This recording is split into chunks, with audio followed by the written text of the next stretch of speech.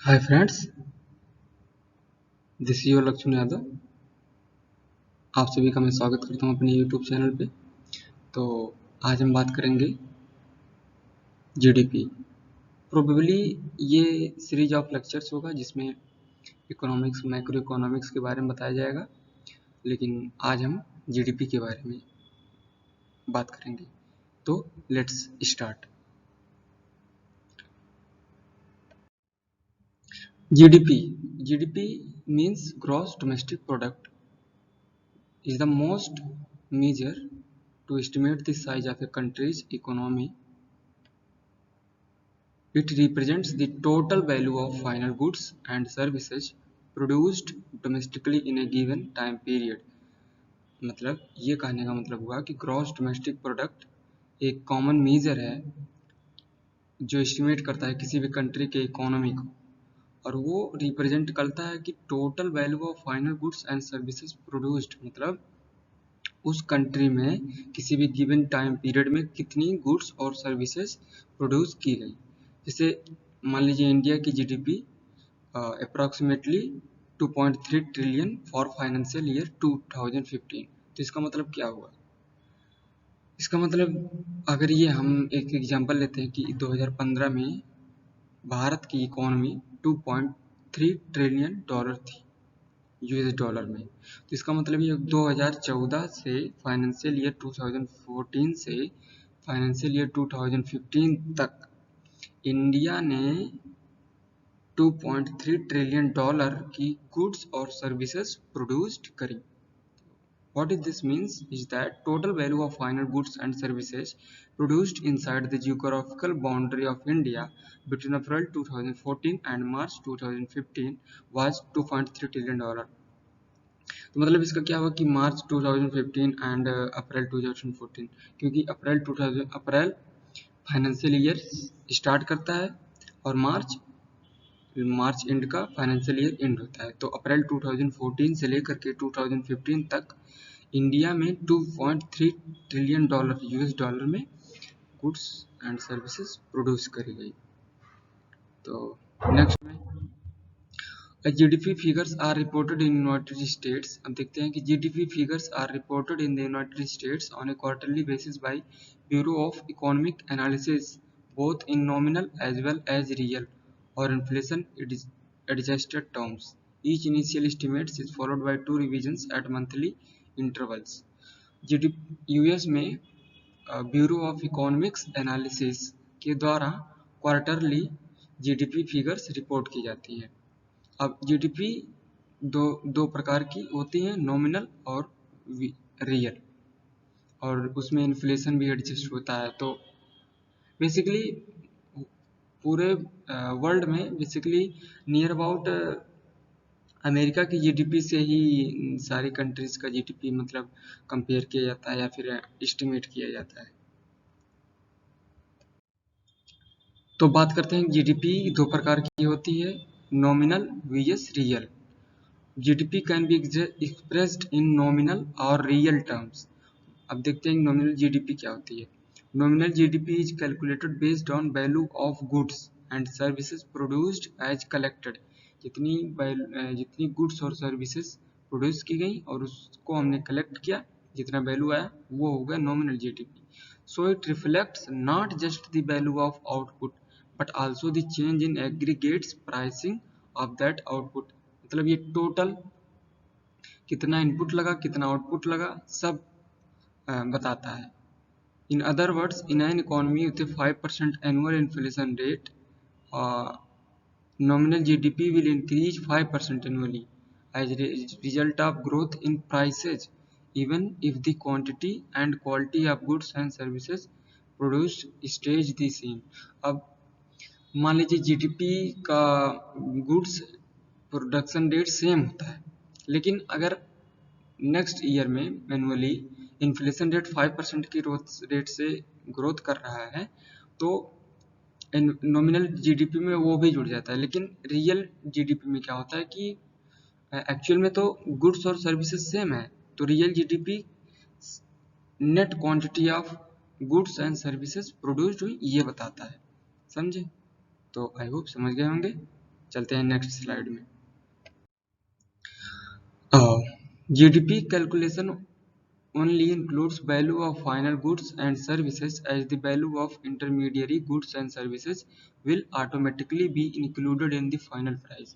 इसका मतलब ये हुआ कि किसी भी गुड्स और सर्विसेज में जो प्रोडक्शन होता है हम फाइनल गुड्स पे बात करते हैं या फिर एस्टिमेट करते हैं, और उसी में उसकी कॉस्ट कितना, उसमें प्रोडक्शन कंपोनेंट पार्ट पे हम बात नहीं करते, वो कंपोनेंट पार्ट लास्ट में एग्रीगेट होकर जुड़ जाता है, मतलब कैलकुलेट हो जाता है।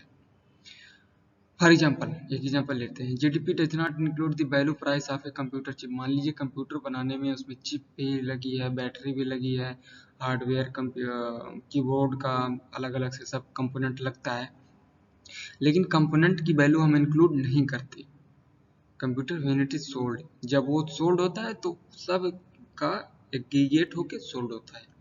When calculating GDP, all end goods and services manufactured within the country is considered regardless of the country of origin of the manufacturing company. अब हाँ, ये भी ध्यान दें, जीडीपी ये बताती है कि उस कंट्री में विदाउट इंपोर्ट उस कंट्री में कितना सर्विस और गुड्स प्रोड्यूस्ड हुई। तो अब गुड्स जो प्रोड्यूस हो रहा है वो फॉरेन कंपनी भी हो सकती है और यहाँ की भी कंपनी हो सकती है। सो लेट्स टेक एग्जांपल, मान लीजिए सैमसंग फॉरेन कंपनी है, साउथ कोरिया की कंपनी है, लेकिन अगर उस सैमसंग ब्रांड का प्रोडक्शन इंडिया में हो रहा है तो इंडिया की जीडीपी में सैमसंग का ग्रोथ इंक्लूड होगा। तो देखते हैं, so the value of Samsung mobile manufactured in India will be included in GDP even though Samsung is a foreign company, जो मैंने बताया पहले। तो देखते हैं नेक्स्ट स्लाइड में। GDP growth rate is percentage change in GDP. GDP growth rate क्या होता है कि एनुअल ग्रोथ रेट कितनी रेट से जीडीपी बढ़ रही है या फिर घट रही है, जनरली बढ़ता है compare to previous financial year. Previous financial year के रिस्पेक्ट में कितना जीडीपी ग्रोथ किया। It is commonly used to see how many additional goods and services were produced. अगर जीडीपी हमारी बढ़ी हुई है तो इसका मतलब ये है कि कुछ ज़्यादा प्रोडक्शन हुआ होगा। अब उस ज़्यादा प्रोडक्शन से हम ये एनालिसिस करते हैं कि किस गुड्स ने ज़्यादा प्रोडक्शन करी। It is also helpful in compare to different economies. अब हमारे पास अगर जीडीपी ग्रोथ रेट है तो हम डिफरेंट इकोनॉमीज यानी डिफरेंट कंट्री के इकोनॉमी से कंपेयर कर सकते हैं। मान लीजिए, let's take an example, if GDP growth rate of India is 7.5% and that of China is 7%। तो मान लीजिए अगर इंडिया की जीडीपी ग्रोथ रेट 7.5% है और चाइना की 7% है, it means that Indian economy is expanding faster than China's. इसका मतलब ये हुआ कि इंडिया की इकोनॉमी ग्रोथ रेट हाई है। However, this does not tell us anything about overall size of economy। लेकिन ये नहीं बताता ओवरऑल साइज जीडीपी की। अगर ग्रोथ रेट 7.5% है इंडिया की और चाइना की 7% है, तो ओवरऑल इकोनॉमी पे ये नहीं बताता कि उसका कितना जीडीपी होगा। हम केवल उसको ग्रोथ रेट बता सकते हैं कि जैसे इंडिया की 7.5 है तो इसका मतलब ये हुआ कि इंडिया की ग्रोथ रेट ज़्यादा है एब्सोल्यूट जीडीपी नंबर। तो देखते हैं कि क्या होता है। Let's consider a small example to understand this. Suppose last year India, मान लीजिए इंडिया की लास्ट ईयर में जीडीपी $1000 है and GDP of China is $10,000। This year यानी इस साल में GDP growth rate of India is 9% and that of China is 6%। This means that value of additional goods and services produced by India is 90।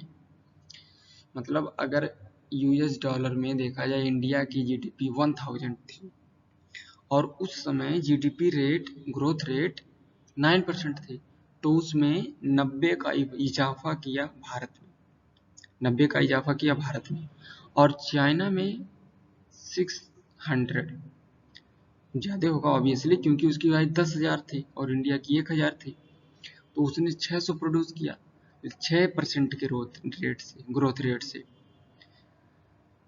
और हमने 90 का produce किया 9% के growth से। Thus we can say that India is expanding rapidly.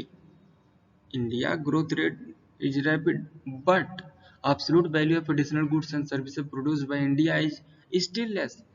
क्योंकि कम है, क्योंकि उसका ओवरऑल बैकग्राउंड में कम था ना, तो कम ही होगा, लेकिन रेट ज़्यादा है।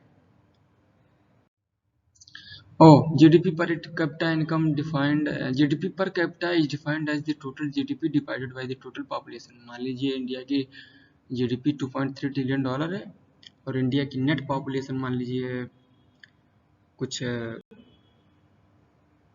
125 करोड़ है, तो net GDP divided by whole population is defined as GDP per capita, यानी GDP पर पर्सन के हिसाब से GDP कितना है। A higher GDP per capita signifies a higher living standard as more number of goods and services are available for each individual within the country। अब GDP per capita क्या बताता है? GDP per capita बताता है कि उस country में लोगों का स्टैंडर्ड कैसा है, लोगों के जीवन जीने का स्टैंडर्ड कैसा है। अब जितना अगर हायर GDP होगा तो इसका मतलब कि goods and services are produced high, तो पर पर्सन जो GDP कंजप्शन होगा गुड्स का वो हाई होगा, तो बेटर स्टैंडर्ड ये होगा। नेक्स्ट, अब तो GDP is a very vast field to study, but हम शॉर्ट में पढ़ते हैं, डिस्क्राइब करते हैं। अब GDP में टर्म आता है inflation. How inflation and GDP are interlinked. तो इन्फ्लेशन समझते हैं कि इन्फ्लेशन क्या होता है। फ्रॉम एन इंडिविजुअल इन्वेस्टर के टर्म से देखें इन्फ्लेशन क्या होता है। Inflation is one of the most important indicators to understand and track. ये अंडरस्टैंड और ट्रैक करने के पर्सपेक्टिव से बहुत ही इंपॉर्टेंट इंडिकेटर्स होता है। Inflation increases indicates an overall increase in general price level of goods and services in a country. अब GDP बढ़ रही है तो ऑब्वियस सी बात है इन्फ्लेशन भी बढ़ेगा, और इन्फ्लेशन बढ़ना अच्छी बात है, डेवलपमेंट डिनोट करता है, लेकिन एक सर्टेन लिमिट में। तो मान लीजिए कि when we read that last year inflation was 7%, it does not mean that every product like milk, cars, clothes is increased by 7%। इसका मतलब यह नहीं हुआ कि सब चीजें 7% से बढ़ जाएंगी। It means compared to previous year on average price हम लेते हैं, all goods and services increased by 7%। all goods, उसमें किसी भी पार्टिकुलर गुड्स का नहीं लिया जाएगा, जैसे पार्टिकुलर में कुछ कंज्यूमर प्रोडक्ट्स आ जाएंगे, बिस्किट या फिर कुछ भी, मिल्क या कार्स, उसमें पार्टिकुलर प्रोडक्ट की नहीं बात की जाएगी, उसमें ओवरऑल इंक्रीमेंट देखा जाएगा। तो ये हुई inflation. Each one of us would have definitely experienced the impact of inflation in our lives। हमने इन्फ्लेशन को अपने आम तौर की ज़िंदगी में ज़रूर महसूस किया होगा। अब अगर आप अपने गार्जियन से या फिर पेरेंट्स से या फिर सीनियर से पूछेंगे, in 90s our overall college education fees never use to be more than a few thousand rupees. हाँ, ऑब्वियस सी बात है 1000 रुपये नहीं होगी, बट नाउ लेकिन आजकल इन लैक्स एंड करोड़, जैसे जैसे टॉप परफॉर्मिंग जैसे IIT है, इंजीनियरिंग की पढ़ाई हो गई, डॉक्टरी की पढ़ाई हो गई, अगर आप प्राइवेट गवर्नमेंट इंस्टीट्यूशन को छोड़ के प्राइवेट अगर कोई पढ़ना चाहे तो वो लाख एंड करोड़ मान ले भाई। We know that since our childhood, prices of almost all goods and services have jumped manifold। और ये 90 के दशक यानी 2000 के दशक से लेकर के इन्फ्लेशन रेट बहुत बढ़ा है। जैसे 2005 में अगर आपके पास 100 रुपए थे, तो अगर कोई भी कमोडिटी 100 रुपए की मिल रही थी तो यू कैन बाई 20 थिंग्स। अगर वो 5 रुपए की चीज़ है तो आप 20 रुपए 100 के हिसाब से 20 चीज़ें खरीद सकते हैं। लेकिन 2015 में या फिर 2020 में वो चीज़ 10 रुपए की मिलेगी, 10 रुपए में केवल आप 10 चीज़ें ही खरीद सकते हैं। तो ये हुआ inflation. This example curious was how inflation reduced value of money। यानी 100 रुपए की चीज 2005 में आज 100 रुपया नहीं रही, तो over a period of time, कुछ समय में, the same amount of money will buy less units of same good. समझे? तो same amount of money can not by the same amount of good. तो ये वेरी इंपॉर्टेंट, तो ये बात है। Now that you know that inflation, अब हमें समझ चुके हैं इन्फ्लेशन क्या होता है। हमें ज़रूरत ये है कि क्या कारण है इन्फ्लेशन बढ़ने का। तो inflation depend on price which is determined by demand and supply. अगर डिमांड ज़्यादा है, सप्लाई कम है, तो इन्फ्लेशन बढ़ेगा। डिमांड कम है, सप्लाई ज़्यादा है, तो इन्फ्लेशन घटेगा। तो देखते हैं कि क्या हुआ। During the last decade average annual inflation in India was around, ये हो गया इन्वेस्टिंग इन एफडीज, ये सब इन्वेस्टिंग के बारे में है, आप लोग पढ़ सकते हैं। स्टैगफ्लेशन दो शब्दों से मिलकर बना हुआ है, स्टैग्नेशन एंड इन्फ्लेशन। यानी जब जीडीपी ग्रोथ रेट रुकी हुई होती है तब जो इन्फ्लेशन होता है, उसके कारण जो इन्फ्लेशन होता है, तो वहाँ पे स्टैगफ्लेशन होता है। स्टैगफ्लेशन यानी मंदी, जीडीपी ग्रोथ में कोई रेट नहीं इंक्रीमेंट है, लेकिन इन्फ्लेशन बढ़ रहा है। एक एग्जाम्पल से इसको देखते हैं कि क्या होता है। मान लीजिए basic question, there could be what supply shock. अब मान लीजिए कि एक एग्जांपल हम लेते हैं, oil production nation cut oil production resulting in sudden supply shock. अब ऑयल प्रोडक्शन नेशन ने बोल दिया कि हम तेल सप्लाई बंद कर रहे हैं, उससे क्या होगा, उससे supply goes down, oil oil की प्राइस बढ़ जाएंगी।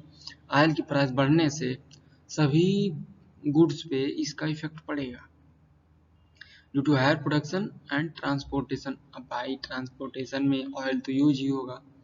As price increases inflation start settling and demand start decreasing. अब जब महंगाई बढ़ेगी तो डिमांड में कमी होगी, और जब डिमांड में कमी होगी, नंबर तो प्रोड्यूस हो ही रहे हैं गुड्स ढेर सारे, अब उसमें डिमांड कम हो जा रहा है, तो कंपनी प्रॉफिट कम कमाएगी। अब कंपनी जब कम प्रॉफिट कमाएगी तो वो ढेर सारे फैक्ट्री को नहीं प्लांट करेगी, अपने इन्वेस्ट नहीं बढ़ाएगी। अब जब इन्वेस्ट नहीं बढ़ाएगी तो क्या होगा, वो एम्प्लॉय को कम करेगी। एम्प्लॉय को जब कम करेगी तो अनएम्प्लॉयमेंट होगा। अनएम्प्लॉयमेंट कम होने से जीडीपी स्टार्ट्स स्टैग्नेटिंग, जीडीपी वहीं पे मतलब रुक जाएगी, मंदी आ जाएगी। अब मंदी आने से फिर महंगाई आ जाएगी सब। अब इन्फ्लेशन प्लस स्टैग्नेशन, इन्फ्लेशन यानी महंगाई, स्टैग्नेशन यानी मंदी से स्टैगफ्लेशन होता है। तो आज की वीडियो में बस इतना ही। तब तक के लिए कीप लर्निंग, कीप ग्रोइंग। जय हिंद।